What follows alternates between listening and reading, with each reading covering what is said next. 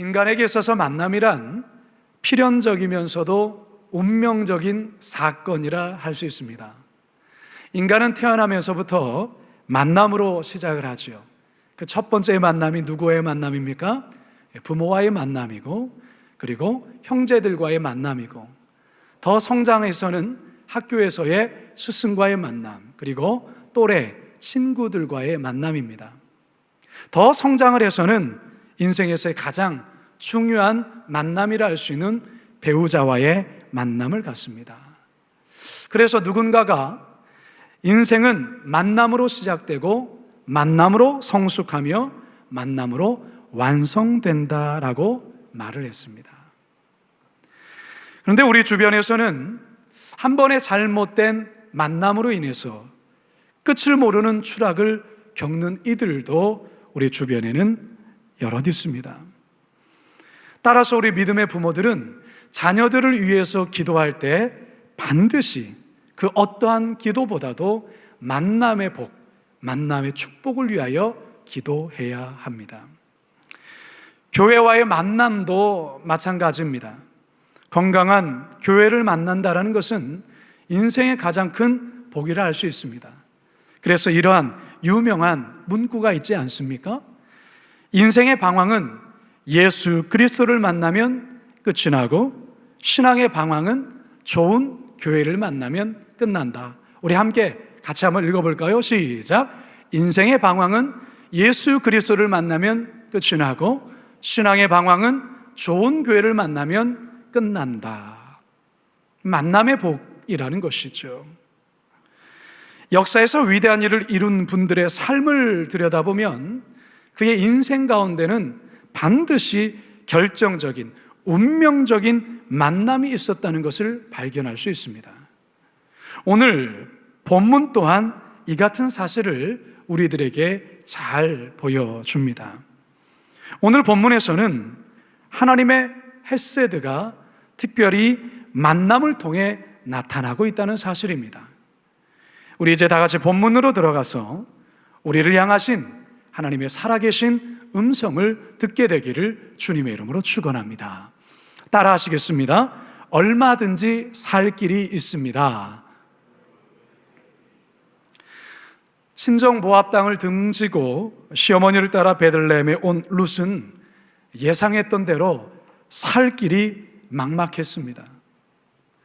지금처럼 여성들에게 일자리가 제공되거나 여성들을 우대했던 시대가 아니었기에 과부로서 살아간다는 것이 결코 쉬운 일 아니었습니다. 더욱이 시어머니까지 모셔야 되는 상황입니다. 어떠한 인맥도 비빌 언덕도 룻에게는 없습니다.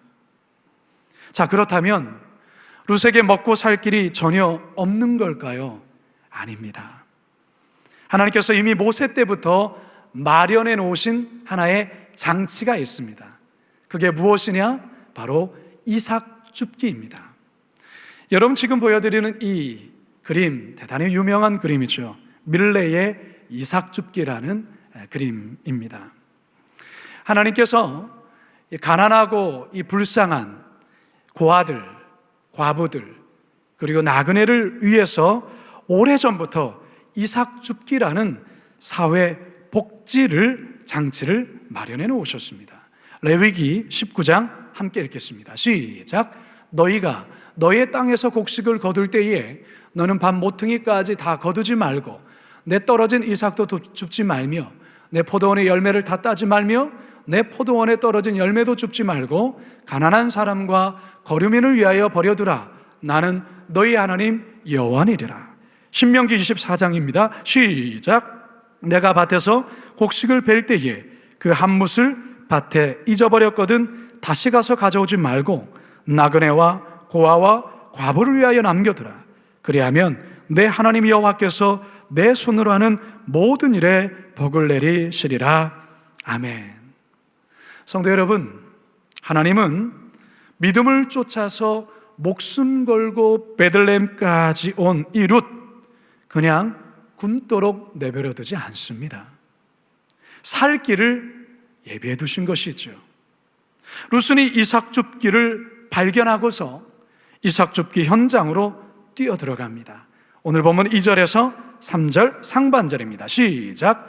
모압 여인 룻이 나오미에게 이르되 원하건대 내가 밭으로 가서 내가 누구에게 은혜를 입으면 그를 따라서 이삭을 줍겠나이다 하니 나오미가 그에게 이르되 내 따라 갈지어다 하매 룻이 가서 베는 자를 따라 밭에서 이삭을 줍는데 아무리 현실이 막막해도 살아야겠다 결심한 자에게 하나님은 어떻게든 살아갈 길을 열어주십니다. 여러분 믿으십니까? 중요한 것은 살아야겠다는 의지가 있느냐 없느냐의 문제입니다. 그저 현실이 막막하다고, 그저 현실이 어둡다고, 그저 낙심하고 마냥 주저앉아만 있으면 그에겐 아무런 일도 일어나지 않습니다. 하지만 막막하지만 그 현실 속에 다시금 뭔가 일어나야 되겠다, 뭔가 도전해봐야겠다, 뭔가 한번 해봐야겠다라고 마음에 결심을 하면 하나님께서 그 길을 조금씩 열어주신다는 것입니다.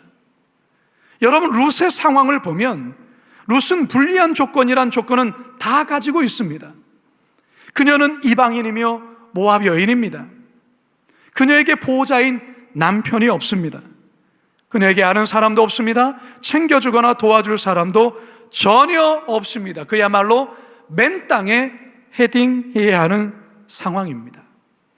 하지만 룻은 좌절하지 않습니다. 그저 낙심하여 주저앉아 있지만 않습니다. 해봐야겠다, 도전해봐야겠다, 죽기 살기로 한번 덤벼봐야겠다, 그렇게 생각했을 때 그의 눈앞에 이삭 줍기가 보였던 것입니다. 그리고 그는 그 이삭 줍기의 연장으로 달려갑니다. 여러분 룻이 얼마나 그 이삭 줍는 현장에서 이삭을 부지런히 줍고 또 줍고 있는지 한번 보시기 바랍니다. 2장 7절 하반절입니다. 시작. 아침부터 와서는 잠시 집에서 쉰 외에 지금까지 계속하는 중이니이다.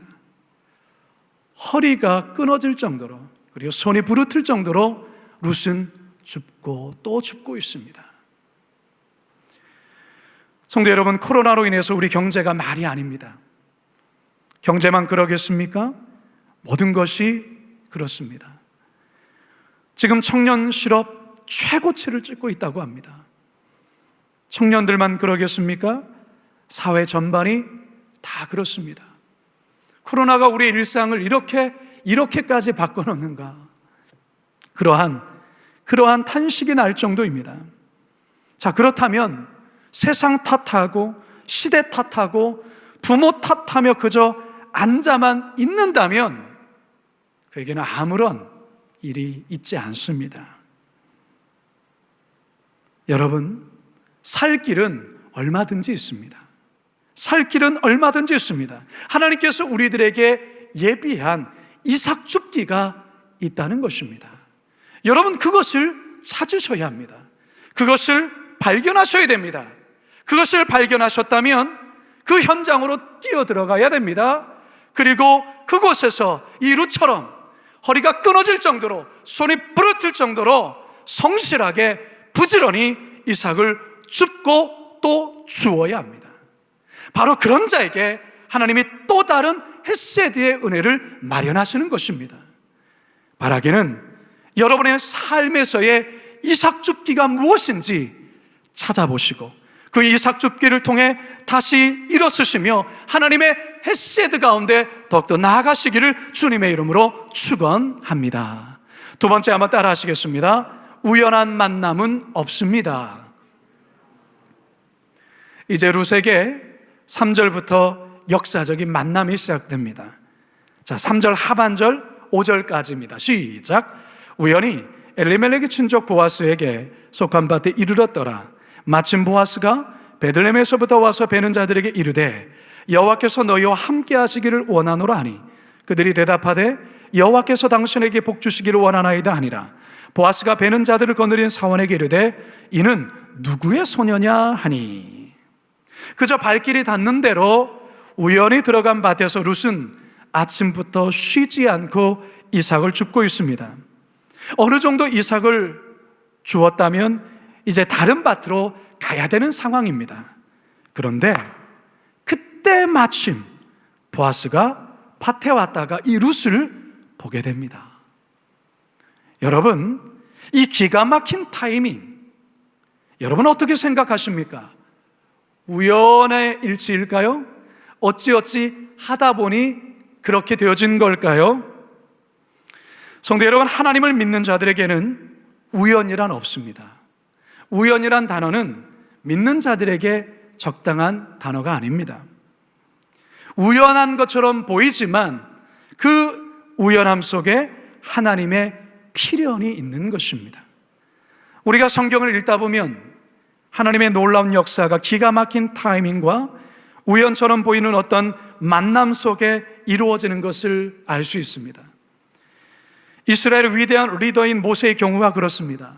남자면 나일강에 던져 죽이라는 바로의 무서운 명령을 어긴 채 석 달을 숨겼던 그의 엄마 요게벳, 이제 더 이상 아기를 숨길 수가 없게 되자 갈대 상자에 아기를 넣고 나일강에 뛰어보냅니다.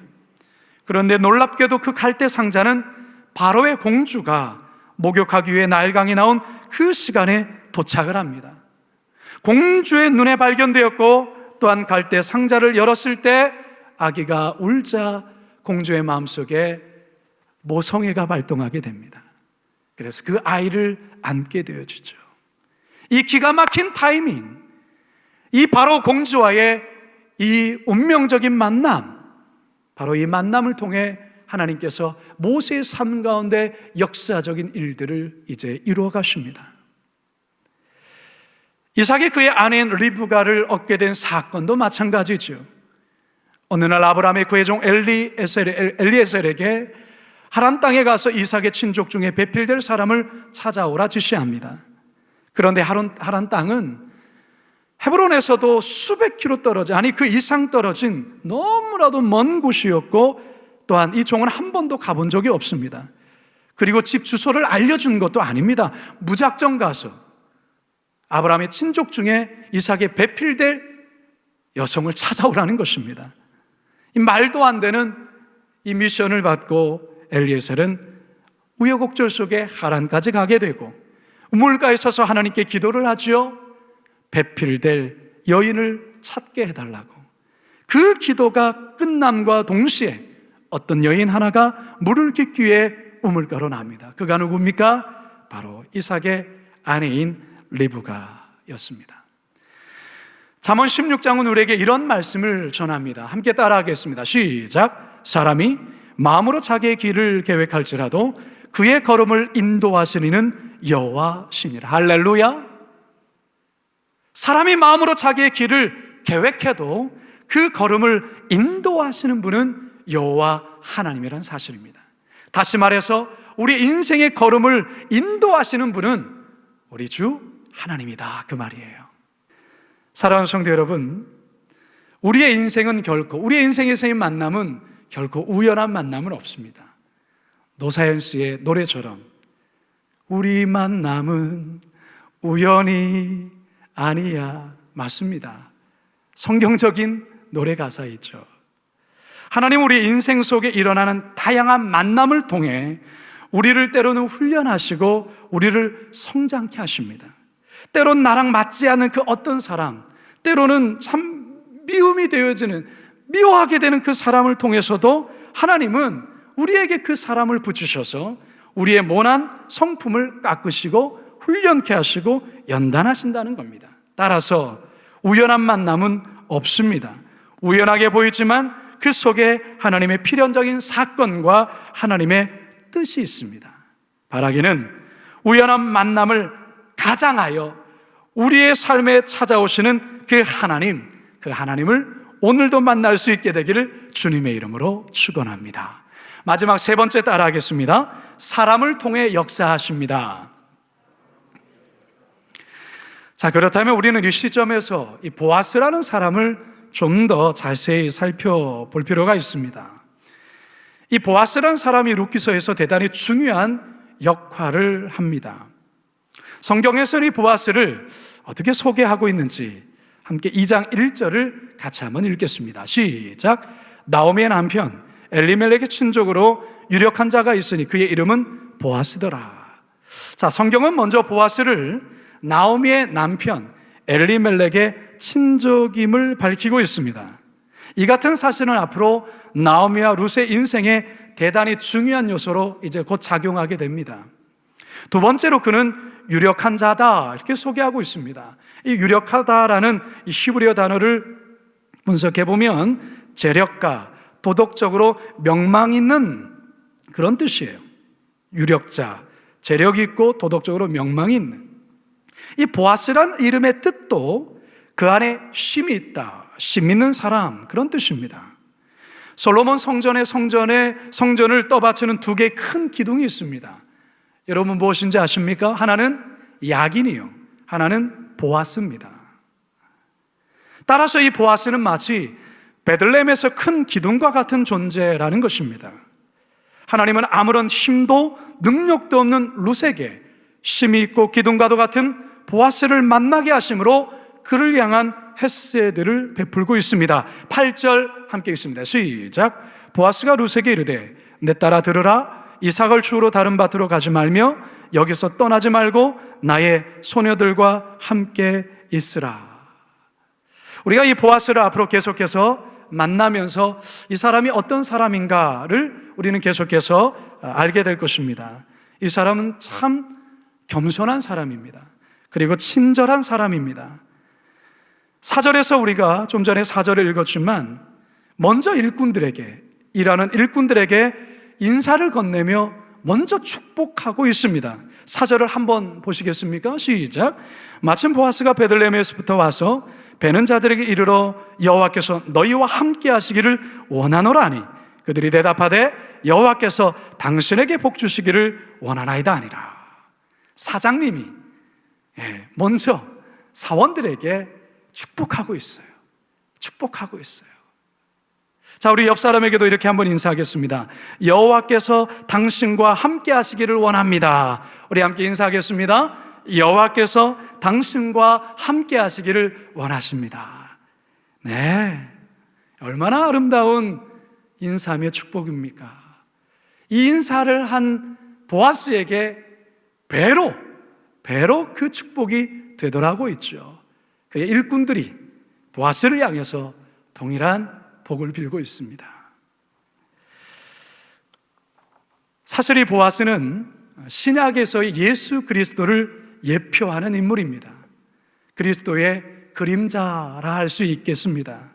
그의 모습에서 예수님의 모습을 우리는 볼 수 있습니다. 앞으로 우리는 그와 같은 모습을 계속해서 만나게 될 것입니다. 성도 여러분, 하나님은 하나님의 위대한 당신의 일을 천사를 통해 이루지 않으시고요, 사람을 통해 이루십니다. 어떤 사람? 바로 이 보아스와 같은 사람을 통해서 하나님은 일하십니다. 코로나로 어려운 지금도 하나님은 이 땅에 수많은 보아스들을 우리 곁으로 보내시고 그들을 통하여서 다시금 일어설 수 있도록 하나님은 역사하신다는 사실입니다. 여러분 믿으십니까? 오래전에 제가 어느 기독 잡지에 실렸던 한 초등학교 3학년 아이가 예수님께 쓴 편지라는 내용을 접한 적이 있습니다. 저는 이 내용 속에 오늘의 이 본문의 내용이 고스란히 담겨져 있는 것을 발견하게 됩니다. 여러분이 한 아이의 편지를 한번 잘 들어보시기 바랍니다.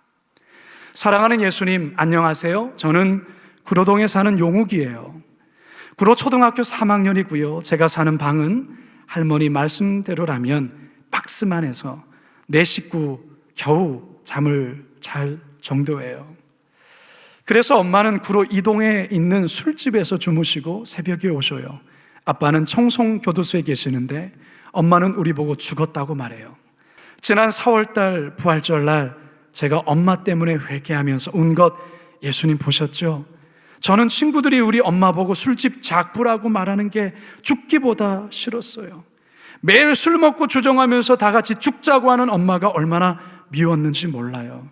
그런데 지난 부활절날 저는 엄마 미워했던 거 용서해 주세요라고 예수님께 기도했는데 예수님께서 십자가에서 피 흘리는 모습으로 용우가 내가 너를 용서한다라는 말씀을 하시는 것 같아서 저는 그만 와락 울음을 터뜨리고 말았어요.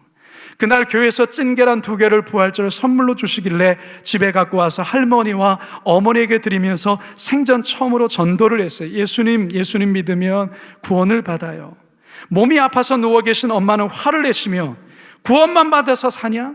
집주인이 전세금 50만 원, 월세 3만 원 더 올려달라고 하는데 예수님이 구원만 말고 50만 원만 더 주면 내가 예수를 믿지 말라고 해도 믿겠다 하시지 않겠어요?